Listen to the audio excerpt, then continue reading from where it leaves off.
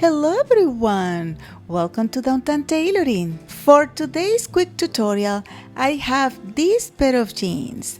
They are all ripped, they come like that. It's very fancy and very nice, but now it kind of got broken and the whole thigh is coming out, and ripped and broken is not the same thing, right?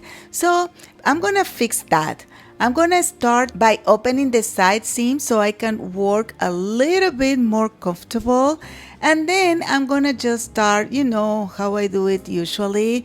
I'm gonna start cutting some patches using a very thin jeans fabric, and I'm gonna glue it as usual. I'm gonna use the hem fusing interfacing, and then I'm gonna iron them. And I hope that with that, I can after sew that and everything will be okay. But now that I'm doing that, I'm getting a little bit concerned because I feel like these patches will be too heavy for the rest of the pant. So I'm gonna use instead knit interfacing.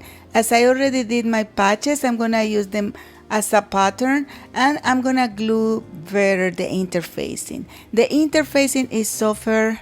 Something else that you could use is an illusion tool and put it all over, and nobody will see it, and that will be very reinforcing, but not everybody is open to this idea.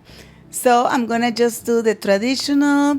I'm gonna choose the same thread color. I'm gonna use white for the white parts, and I'm gonna use blue for the blue parts.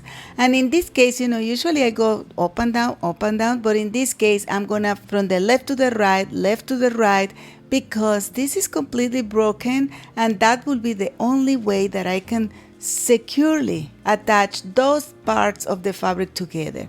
I'm gonna do exactly the same at the top part, and then I can do my up and down stitches following the grain of the fabric.